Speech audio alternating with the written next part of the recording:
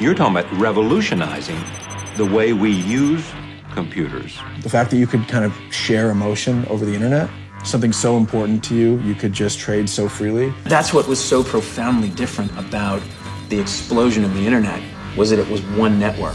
So suddenly you could be connected to everyone.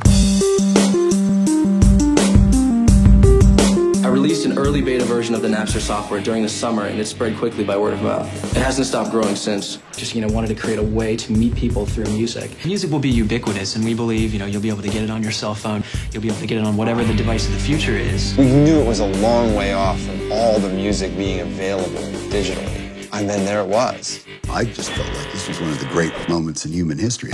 This is a company that is building a business. They've got venture capital money. My response to I couldn't type it fast enough was, don't take the money. You don't have a business. They're building a business by facilitating the stealing of artists' music. We saw the clicks of the numbers, and that's what they were downloading at that particular time. That was shocking. The music business is a great example of just complacency being a total death sentence. I thought that the way that people got music for the last 50 years worked. The record companies are not adjusting to technology. Major music industries, entire floors were turning their lights off. I'm bootleg proof, you dig? That's great, isn't it? Metallica was coming to our office. What we're merely doing is giving Napster the information that they thought that we couldn't get them. Napster is stealing from us, straight up, and I'm going to fight them to the death.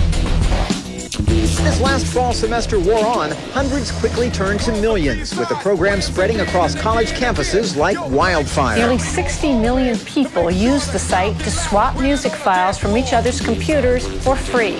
We literally went from being high school kids leading normal, mundane lives to 12 months later bringing one of the largest U.S. industries to its knees and basically fighting what is the largest corporate lawsuit in the history of the world. Lawyers representing Napster and the recording industry squared off before a 3-judge panel. What is it capable of being used for? We are not trying to stop the internet, certainly. The final word on Napster will eventually end up coming from the U.S. Supreme Court. Music downloaders, beware. The recording industry is suing computer users. What they've done is to turn an entire generation of kids into electronic Hezbollah. A bomb went off, and nobody knew what the hell was happening. It has changed everything. It's obviously so big, it's out of their control. The cat wasn't going back in the bag. Now the people have a choice. There's no stopping it. This revolution is already taken place.